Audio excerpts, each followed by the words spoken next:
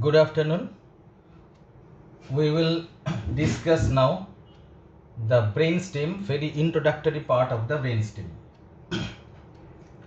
See, this part is the most cranial part of the brainstem, and this part is called midbrain.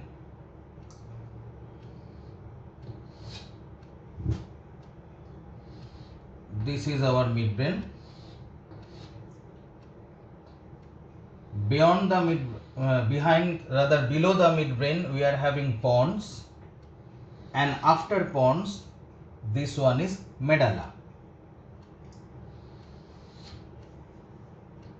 Behind the pons, we will get our cerebellum. Medulla ends just at foramen magnum. So spinal cord starts just below the foramen magnum. So this part is our midbrain, this part pons, and this part is medulla. Dorsal to the pons, we are having cerebellum. If we see the arterial supply of the brainstem, we can see through the foramen magnum, the fourth part of the vertebral artery ascends up. And this fourth part of the vertebral artery, it ascends on two sides, one from the left side and one from the right side. After ascending up, these two vertebral artery, they meet in front of the pons, and finally they makes the basilar artery.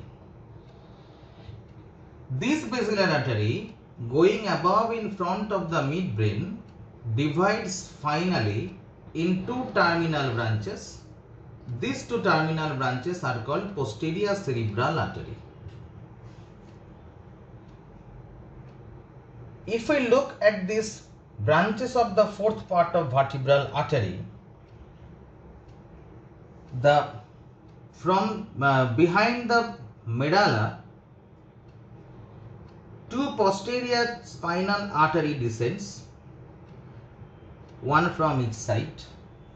In front of the medulla, origin of the anterior spinal artery from both sides, they finally meet together to make a single trunk of anterior spinal artery, and this anterior spinal artery descends down through the foramen magnum. In the cerebellum, if we divide the cerebellum by an imaginary horizontal line into upper half and lower half, and the lower half is again divided in two parts, one is anterior part and posterior part. From this fourth part of vertebral artery, this artery goes to supply the posterior half of the inferior part of the cerebellum. Since it is posterior half of the inferior part of the cerebellum, so it is called postero-inferior cerebellar artery. Inferior cerebellar artery because it is supplying the inferior half of the cerebellum, and as it is supplying the posterior half of the inferior part, it is called postero-inferior cerebellar artery. From this fourth part of vertebral artery, branches supplies the medulla itself. These are the medullary branches. And from this fourth part of vertebral artery, also the meningeal branches goes to supply. So from the fourth part of vertebral artery, if we enlist, that is fourth part of vertebral artery, what are the branches? Number 1, anterior spinal. Number 2, posterior spinal. Number 3, posterior inferior cerebellar artery. Number 4, the artery to the medulla, medullary artery. And lastly, on number 5 is the meningeal artery. So these are the 5 branches. So number 1 is anterior spinal artery, number 2 posterior spinal artery, number 3 posterior inferior cerebellar artery, number 4 these are the medullary branches, medullary artery, and number 5 it is supplying the meninges, the meningeal artery. Now if we look at the basilar artery, so this part is our basilar artery, which flows in front of the pons. Basilar artery is basically formed by the union of the 2/4 part of vertebral artery. From basilar artery goes to supply the anterior part of the inferior portion of the cerebellum, which is known as antero-inferior cerebellar artery. Artery goes to supply the superior part of the cerebellum known as superior cerebellar artery. Artery supplies the pons itself known as pontine artery,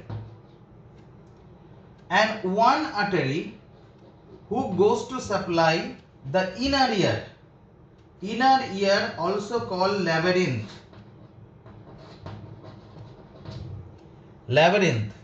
So this is our inner ear, it goes to supply inner ear, so called as a labyrinthine artery. So if we see the branches of the basilar artery, so basilar artery branches jodi boli, branches of basilar artery, number 1 antero-inferior cerebellar artery, number 2 superior cerebellar artery, number 3 pontine arteries, number 4 labyrinthine artery, and number 5 the 2 terminal branches, they are known as posterior cerebral arteries. And these 2 terminal branches will finally they participates in our circle of Willis. Now in the midbrain, in the section of the midbrain, centrally we get one opening, that is opening for the aqueduct of Sylvius. Through this opening, it is connected above to the 3rd ventricle, connected below to the 4th ventricle. This is our aqueduct of Sylvius. In front, in the ventral side, in the midbrain, we have 2 black colored melanin rich area. This area known as substantia nigra. Substantia nigra, black colored melanin rich area. Presence of this aqueduct, it divides the area of the midbrain into 2 parts.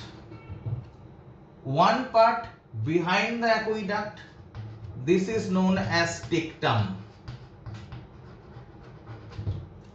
and one part in front of the aqueduct, this part is known as cerebral peduncle. Cerebral peduncle. So the part dorsal to the aqueduct, it is known as tectum. Part dorsal to the aqueduct known as tectum, and the part ventral to the aqueduct, it is known as cerebral peduncle. So this entire part is cerebral peduncle, this part is tectum. We can note that if this is the midline of the midbrain, so there are 2 sides, there are 2 tectum and 2 cerebral peduncles. So these two masses are the masses of cerebral peduncle. So whatever be present in between them should we call as interpeduncular. Now each cerebral peduncle is divided in 3 zones by presence of substantia nigra. One zone is ventral to substantia nigra, one is substantia nigra itself, another zone is dorsal to the substantia nigra. The zone dorsal to substantia nigra, this zone is called tegmentum. This zone is called tegmentum. So we call this tegmentum.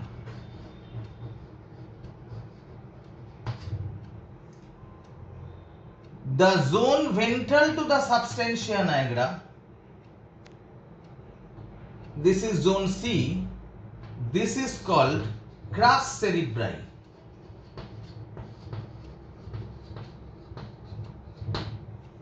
Crus cerebri. So we can say that the presence of aqueduct of Sylvius divides the midbrain into 2 parts. One part is ventral to dorsal to aqueduct. This part is known as tectum, and another part is ventral to aqueduct. This part is known as cerebral peduncle. This cerebral peduncle is divided in 1, 2 and 3 zones, A, B and C. Zone A is known as tegmentum, zone B is known as substantia nigra, and zone C is known as crus cerebri. So whatever the posterior cerebral artery we can see, the posterior cerebral artery is actually, it is going in front of the 2 crus cerebri. 2 crus cerebri. So this zone is our crus cerebri. Our posterior cerebral artery, basilar artery getting bifurcated, and 2 posterior cerebral artery in front of the 2 crus cerebri. Now this crus cerebri is a part of the cerebral peduncle. So this region present in between the 2 crus cerebri, we call it as a interpeduncular region. Truly speaking, it would be called as intercrural region, because it is present between the 2 cerebral crura or crus cerebri.